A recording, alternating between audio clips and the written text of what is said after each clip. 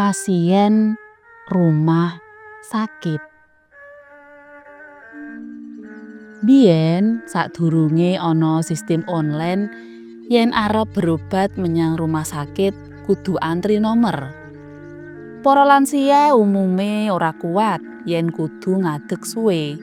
Mula anggone antri banjur diganti nyelehake barang. Umpamane helm, koran, botol aqua, kupluk lan sapanunggalane. Dadi wonge bisa layeh-layeh sinambi ngenteni loket pendaftaran dibuka.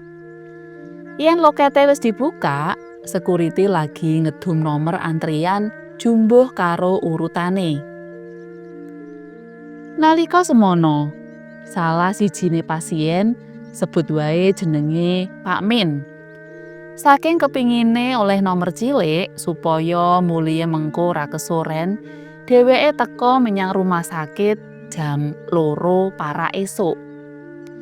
Senajan tekane jam yahmono, tetep wae oleh urutan antri sing kaping 19. Ngenteni bukake loket pendaftaran isih 4 jam maneh.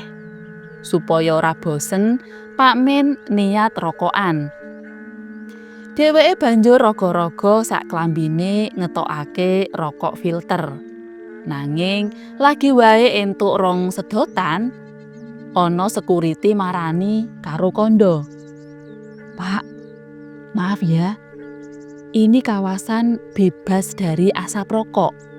Kalau mau merokok, tolong ke tempat yang sudah disediakan."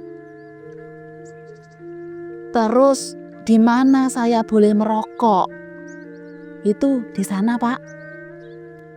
Wangsulane security karo nudingi poncotan gedung sing singuk. Lampune remeng-remeng, ana wit pelem gedhe sak prangkul. Godhonge ngrembuyung ketel, tur papane cedhak karo kamar mayit. Mbok menawa iki larangan ngrokok kanthi cara alus, batine Pak Min.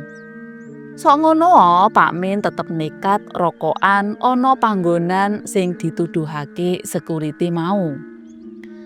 Kanggone wong sing wis nyedhat rokok kaya Pak Min, luwih becik ora mangan sega tinimbang ora ngrokok.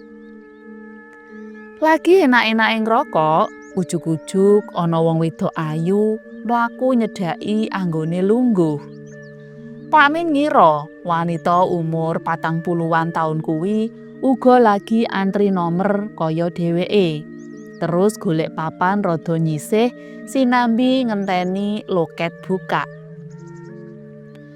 Sawise abang-abang lambe, wong wedok iku banjur crita ngetuprus ngalor ngidul.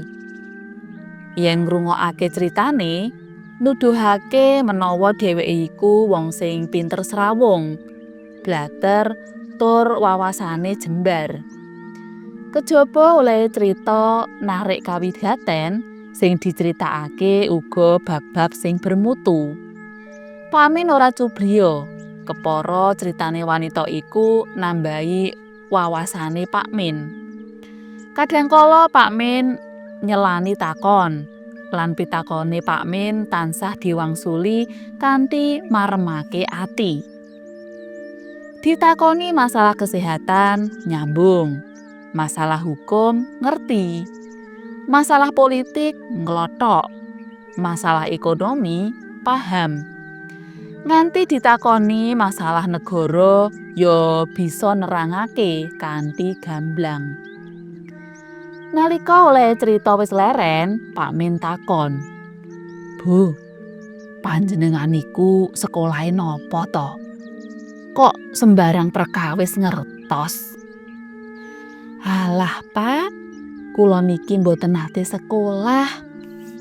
"Ah, kula kok mboten pitados."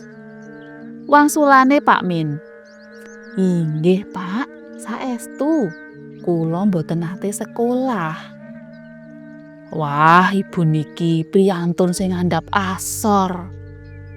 "Nggih mboten, Pak, biasa mawon kok." Pak Min ora komentar maneh. nanging takon perkara liyane. Daleme pundi, Bu? Griya kula celak kaliyan rumah sakit ngriki kok, Pak. Niku kilene persis. Panjenengan badhe dateng poli napa? Mboten badhe dateng poli. Napa nenggani keng garwa opnam? Mboten. Kula niki malah pasien sing saweg opnam wonten lantai 2 kok. Pamin saya gumun. Spontan dheweke noleh nyawang gedung rumah sakit sing dhuwur tur megah iku. Kula niki opnam wonten ngriki sering sanget. Kenging diwastani keluar masuk ngoten nika. Dokter lan perawate niku ngantos apal. Kula niki uger milai mlebet mesti diguyoni. Selamat datang Bu Rini, semoga cepat sembuh. Krungu wong iku nyebut jenenge dhewe, Pak Min malih ngerti. Mula tumuli takon kaya-kaya wis kenal sadurunge. Lajeng wangsulanipun Bu Rini kados pundi? Nggih namung matur nuwun ngoten mawon, Pak. Badhe wangsuli napa malih? Bu Rini kandha maneh, kaya-kaya ngerti apa sing dibatin Pak Min. Menawi wonten kampung tiang-tiang asale nyeluk kula Bu Toni. Mergi semah kula namine Pak Toni. Tapi yen pasien estri kados kula niki kan kedah damel naminipun piyambak. Mboten angsal damel namine sing jaler. Pancen nggih ngoten, Bu. Pak Min benerake kandhane Bu Rini mau. Deleng Bu Rini ora nganggo gelang pasien, gumune Pak Min tansaya tambah. Ngertine Pak Min, pasien ana rumah sakit iku kejaba mesti diinfus uga kudu terus turon ana tempat tidur. Ora kena metu. Saben pasien diwenehi tenger gelang ing ugel-ugele karo ditulisi jenenge. Kanthi gelang kuwi, yen ana pasien metu saka ruangan, perawat utawa sekuritine mesti langsung weruh. Panjenengan niku pasien kok mboten diinfus, mboten ngagem gelang pasien, tur angsal medal saking ruangan. Napa mboten dilarang to, Bu? Niki kula pasien istimewa kok, Pak. Wangsulane karo guyu. Banjur teruse. Wonten nglebet kamar ijen, mboten wonten kancane, tur sumuk. Niki wau bapake pamit wangsul sekedap amargi wonten perlu. Mila kula medal pados angin. Pak Min mikir-mikir maneh. Pasien kok nganti sumuk? Apa ruangane ora nganggo AC? Umpama ora ana AC-ne, mestine paling ora ya ana kipas angine. Supaya oleh gumun ora ketara, Pak Min takon maneh. Gerah napa to, Bu? Walah, sakit kula niki kathah, Pak. Lek terose Sri Mulat rombongan ngoten nika. Sampun pinten dinten opnam? Setunggal minggu. Dos pundi sajake? Wonten kemajuane napa mboten? Kadose kok mboten wonten. Lah sing nenggo panjenengan sinten mawon? Sing asal nenggo niku namung setunggal. Nggih bapake niku, semah kula. Lah nika napa? Tiyange sampun dugi parkiran. Wangsulane wanita kuwi karo nudingi nggon parkiran. Pak Min mengo nyawang parkiran motor. Nanging parkirane sepi. Ora ana sapa-sapa. Pak Min bali ngadhep wanita iku. Pengen takon endi bojone. Wong ora ana uwong blas ngono kok. Nanging wanita iku jebul wis ora ana ing ngarepe. Angin tumiyup alon. Sanalika githoke Pak Min mengkorok. Karo prindang-prinding Pak Min gegancangan bali menyang nggon antrian. Karo nunggu bukae loket, Pak Min lenger-lenger. Senajan Pak Min iku wonge gagah purnawirawan TNI AL, brengose wae sak kepel sisih kaya Saddam Hussein. Nanging atine keder sakwise nemoni kedadean sing mentas dialami iki mau. Sesasi candhake, Pak Min bali menyang rumah sakit kuwi maneh sak perlu kontrol kesehatane. Nanging ora rokokan ana cedhake kamar mayit kaya sing uwis. Karo ngenteni wektu dum-duman nomor antrian, Pak Min ngajak omong-omongan wong lanang sing uga lagi antri nomor. Padha takon tinakonan jenenge sapa, omahe ngendi, menyang poli apa, lara apa lan sapanunggalane. "Kula mboten ngertos sakit kula," jawabe. "Lah dawuhe dokter sakit nopo?" "Dokter mboten dawuh napa-napa. Sing jelas kula niki kekeselen." "Sayah mergi napa?" "Nenggani estri kula keluar masuk rumah sakit. Sing kantun piyambak niki opnam seminggu wonten lantai kalih. Pun telas kathah, ewa semanten mboten ngukup. Opnam seminggu persis bojo kula tinggal donya.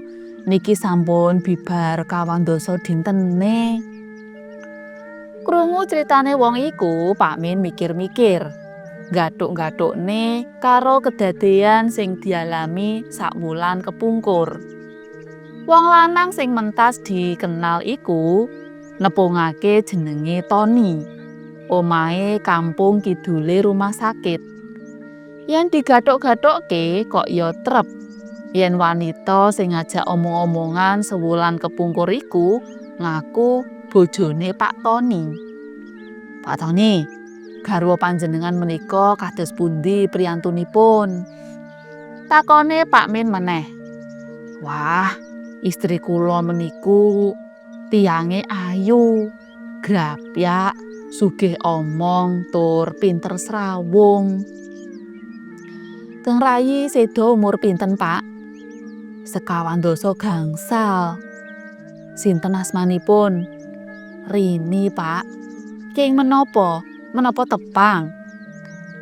"Kadosipun kula nate sumerep Bu Rini." "Inggih mesti kemawon panjenengan pirsa. Wong estri kula niku sabanipun pancen griya sakit ngriki, sering opnan." Pak Min ora wangsulan maneh.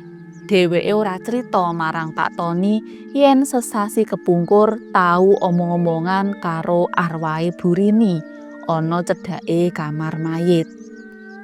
Yen diceritakne marang Pak Tony rasane ora kepenak. Sing isih dadi tandha pitakone Pak Min, Pak Tony ngaku omahe pernah sak kidule rumah sakit. Nanging Bu Rini kok ngaku omahe sak kulone rumah sakit. Nanging yang dipikir maneh, Bu Rini mau ora salah. Merga sak kulone rumah sakit iku pancen kuburan umum. Ya ing kono jisime almarhumah kapetak. Cuthel.